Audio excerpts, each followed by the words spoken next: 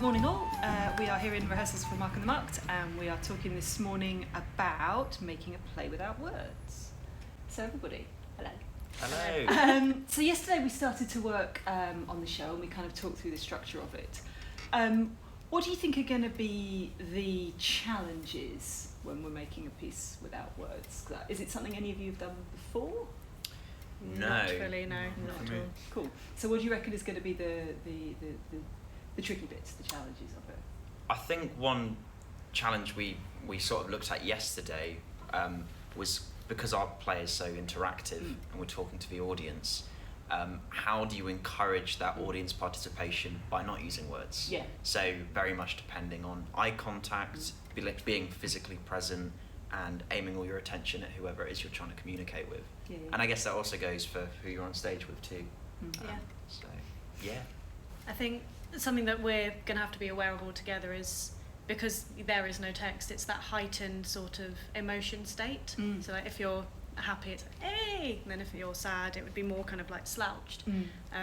That's something I picked up on yesterday. I was relying very much on kind of, well, because there were no words, I was like, oh, okay, and then going, oh, but that might not be clear to the audience exactly what I'm feeling. So, yeah, just being aware to kind of heighten the emotions. That it needs to be all kind of there in your body instead of just relying on your face and voice. Yeah. Yeah, which is actually even more true because we're working in the round on 4 sides. Zaki, anything that you're... The heightened emotion is important to get that balance of not being too over-exaggerated, but being believable. And if you go too over-exaggerated, it's kind of taking the mick, or it can be unrealistic. And it's really important, not only in rehearsal and performance, just to be mindful of like how you exert your energy. Obviously we're using our bodies a lot and moving around and trying to project what we're trying to talk about. So we just have to be mindful of how we use that. Yeah, making it clear, isn't it? It's like it's not about doing everything bigger. It's almost about just stripping away what you don't need. So we're seeing really clearly what that moment is, what that thought is, what that emotion is, so that you're not just exploding energy everywhere all the time because you'll die. That's something I definitely did yesterday. I was like, oh, why am I so out of breath? And it's because I got like, everything's like ramped up to 11. Yeah. And in fact, what you need to do is less almost, isn't it? It's kind of going, all I need for this moment is that look to make it clear. Yeah. And not the kind of 10 other things that we normally do. Not to guess out too early. Exactly. What do you think what are going to be the joys then? What are you excited about working without text? I mean, you're off book much earlier, so that's good. That's a big one. Bonus.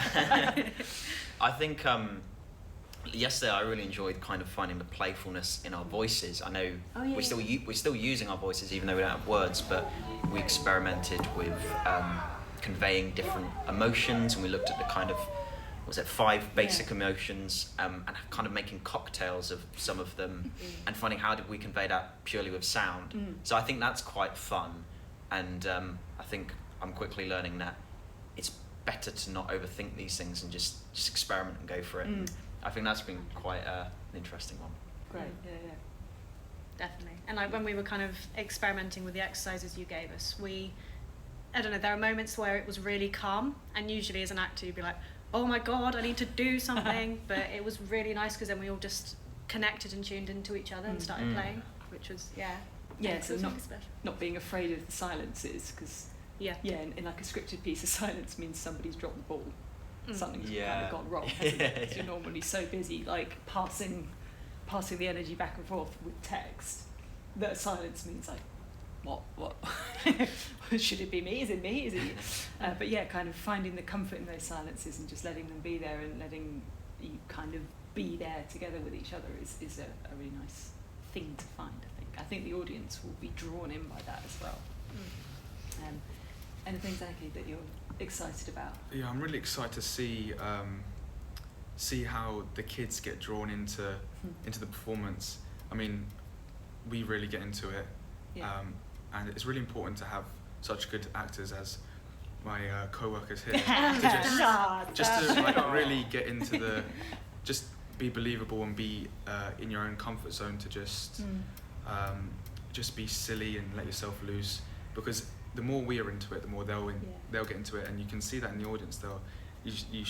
Like did a kid who's just watching intensely. Like, I'm really excited to see like that kid just like really invested, really invested in the story. Yeah. So.